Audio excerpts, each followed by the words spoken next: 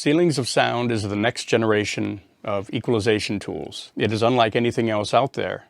So Ceilings of Sound was born out of a technique that I developed about 20 years ago. I was designing and building recording studios for clients. While I was doing that, obviously you have to truly understand, properties of sound, how to control it within a box, because the best place to hear anything is outside. Sound hits your ears, never comes back. So how do you recreate that within a controlled environment? And in understanding sound, we really understand that it's all just noise.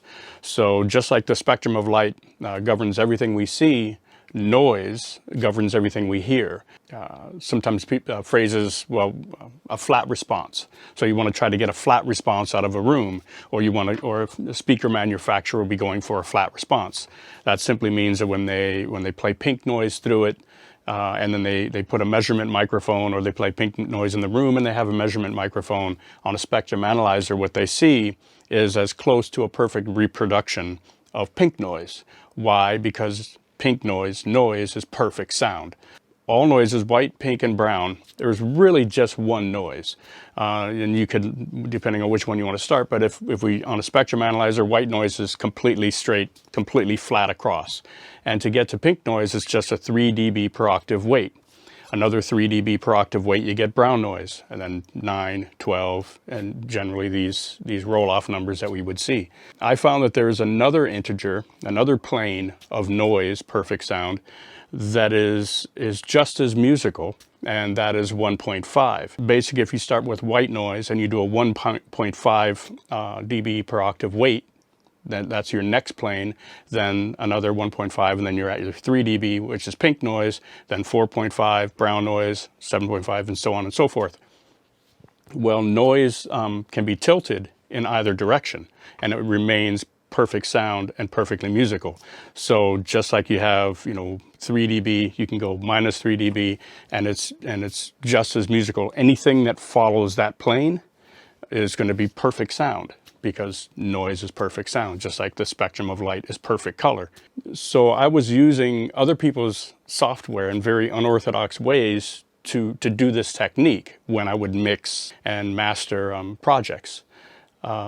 Unfortunately, it worked, but it wasn't efficient, because I could only look at one ceiling plane.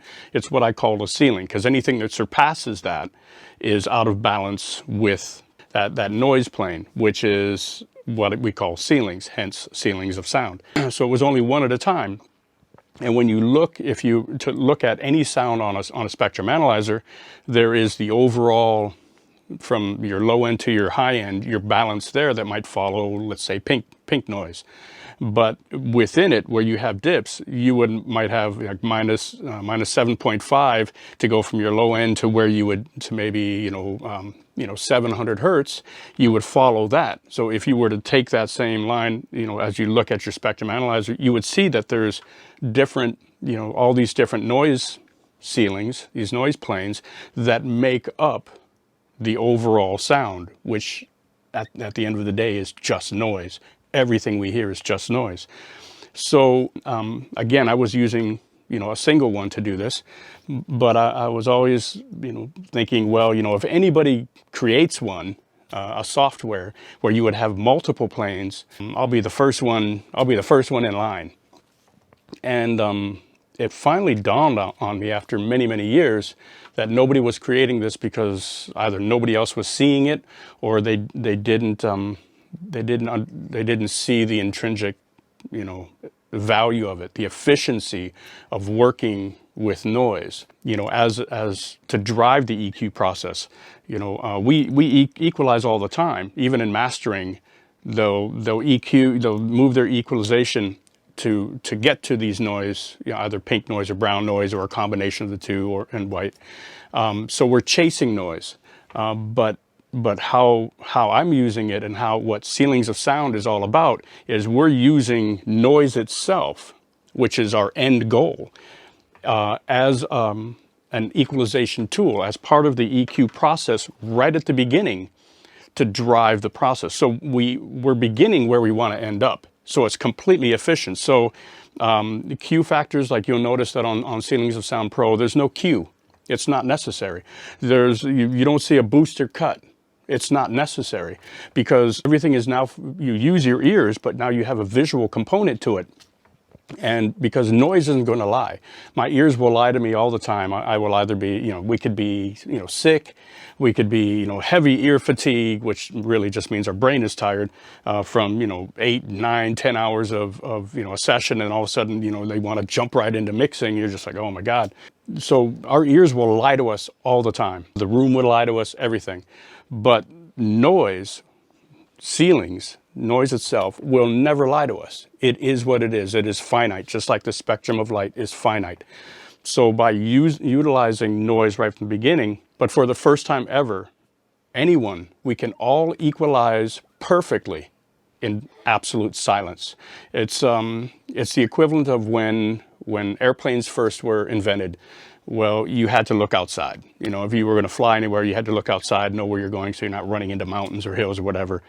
And if there was overcast, or if there was a moonless night and it was pitch black out, you couldn't fly. You couldn't. And it wasn't until a gentleman invented instruments to where you could now paint the cockpit completely black, look at your instruments, take off, fly, and land right at the exact same spot.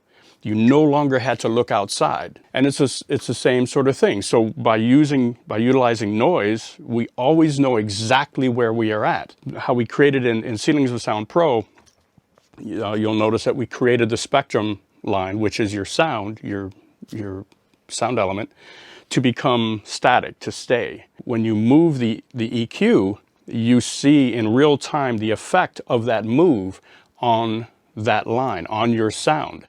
Because who cares what the shape of the EQ is? The only thing that matters is the shape of your sound. We're not EQing our EQ, we're EQing our sound. By doing that, all you have to do is make one line match the other line.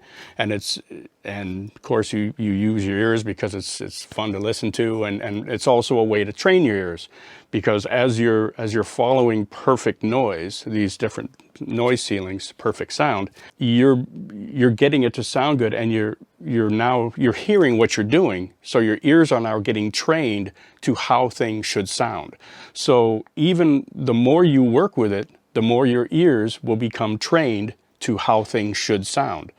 So it's the perfect teaching tool as well. Back to the fact that you can just make one line match the other, you can do it in absolute silence. So if you're using, earbuds on a plane, which happens a lot, there might be a project where, oh my God, I'm flying, cross country, and I got to get this finished.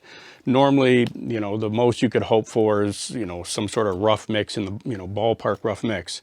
Or if you're in on the road and you've got, just headphones in your hotel room, or even little speakers in a hotel room. Normally, again, you couldn't do perfect work, but now you can, because if you can EQ in absolute silence, you can EQ on anything. This is Ceilings of Sound Pro. It is really the future of EQ, because it is the most efficient way to work. Because again, instead of chasing noise, we are utilizing noise as a tool right from the beginning to drive the EQ process.